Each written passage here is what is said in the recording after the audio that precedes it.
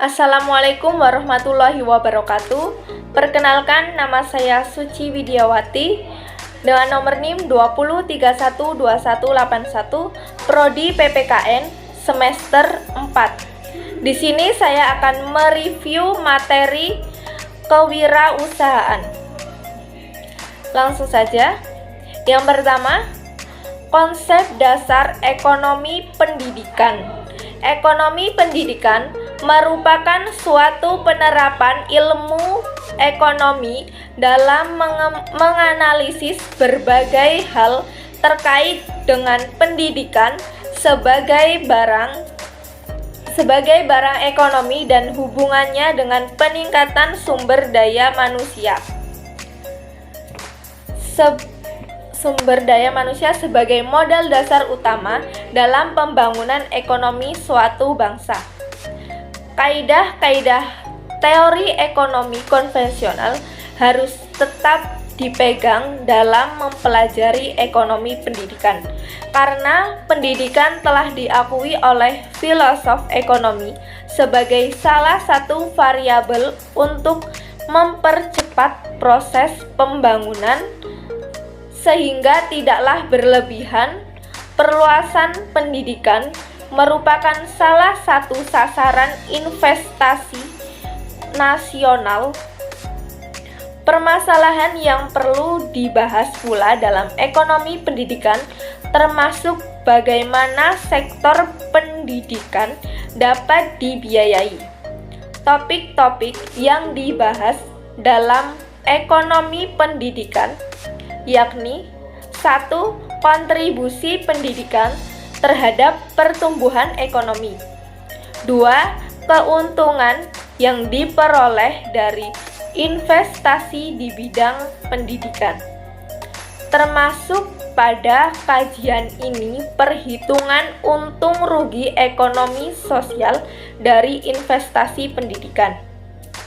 3. Pengaruh pekerja berpendidikan terhadap pertumbuhan ekonomi. 4. Pembiayaan sektor pendidikan.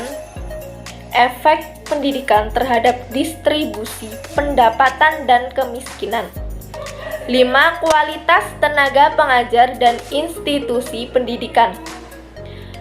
Selanjutnya, persamaan antara ekonomi pendidikan dan ekonomi sumber daya manusia ialah sama-sama membahas peranan dan pentingnya sumber daya manusia dalam pembangunan ekonomi.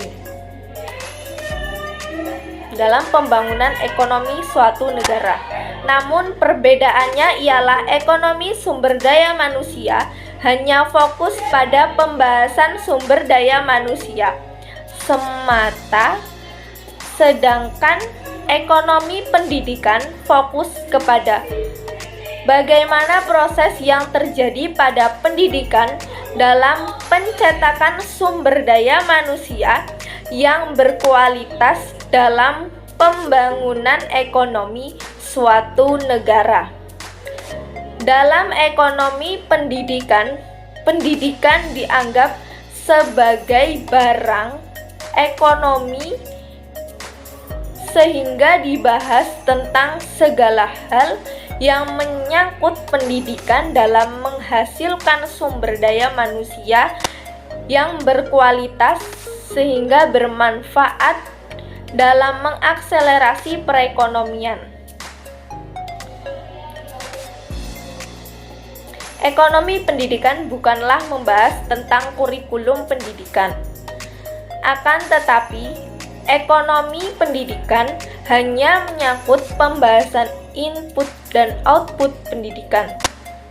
Pendekatan dalam mempelajari input dan output dari pendidikan melibatkan dua sisi, yakni sisi pertama adalah memanfaatkan analisis makroekonomi, yaitu dengan membawa bidang ekonomi ke dalam perencanaan pengembangan.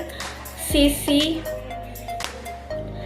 kedua ialah dengan memanfaatkan analisis mikroekonomi, sehingga dengan demikian mata kuliah mikroekonomi dan makroekonomi merupakan mata kuliah prasyarat yang sudah diambil oleh mahasiswa yang berminat untuk mendalami ekonomi pendidikan.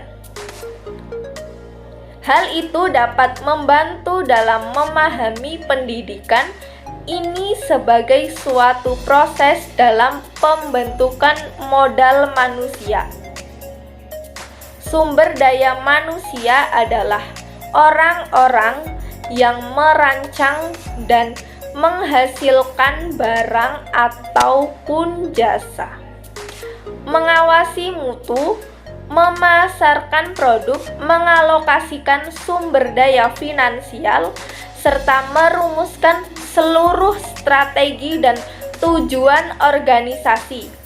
Tanpa orang-orang yang memiliki keahlian atau kompeten, maka mustahil bagi organisasi untuk mencapai tujuannya. Sumber daya manusia inilah yang membuat sumber daya lainnya dapat berjalan.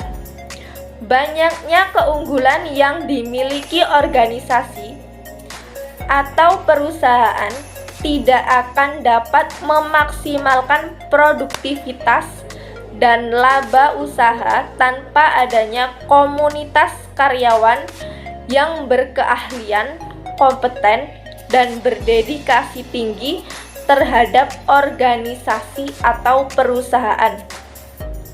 Secara umum, peningkatan produktivitas tenaga kerja yang dilakukan dengan peningkatan kemampuan atau keterampilan, disiplin, etos kerja produktif, sikap kreatif dan inovatif, dan membina lingkungan kerja yang sehat untuk memacu prestasi.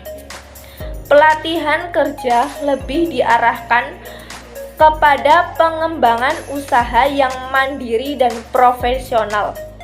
Kemudian, terkait mobilitas tenaga kerja, terutama tenaga kerja dari kegiatan yang kurang produktif ke kegiatan yang lebih produktif, perlu ditingkatkan dan disertai dengan pengembangan sistem perlindungan tenaga kerja. Sekian review materi kewirausahaan yang dapat saya sampaikan. Saya akhiri. Wassalamualaikum warahmatullahi wabarakatuh.